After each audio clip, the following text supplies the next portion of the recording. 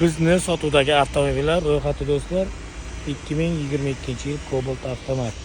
2022-yil Cobalt avtomat metani bor. Xo'p, Nexus sotilgan, Cobalt sotilgan. Bu Cobaltimizdan forishga sotilgan. Tracker avtomobili 2022-yil benzinda. 2023-yil avtomat korobka Cobalt benzinda. 63 ming probeg. 2023-yil Gentra do'stlar, kraska top toza benzinda.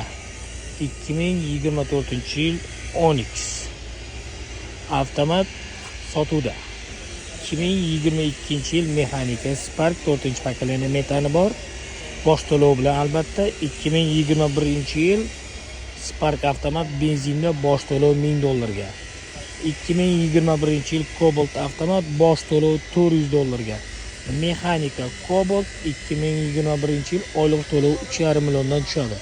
2023-yil mexanika Gentra do'stlar, kraskasi top toza $700 bosh to'lov bilan chiqqan holatda avtokreditga beramiz. Tracker qora rangli 2023-yil bosh to'lov $800.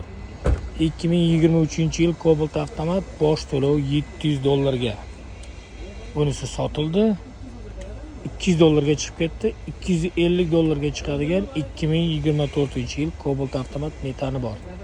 Hamda bosh to'lov $200 ga Cobalt avtomat 2023-yil rangi bardoviy avtomat korobka 4-pokoleniya metani bor. Bunisi ham sotildi do'stlar. Xo'p.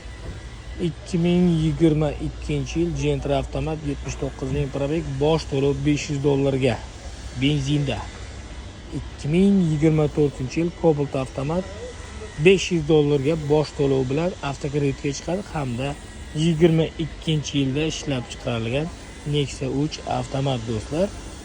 Kimga qiziq bo'lsa, mana shu ma'lumotlar pastda raqamlarini qoldiraman, telefon qilib kelishlaringiz mumkin.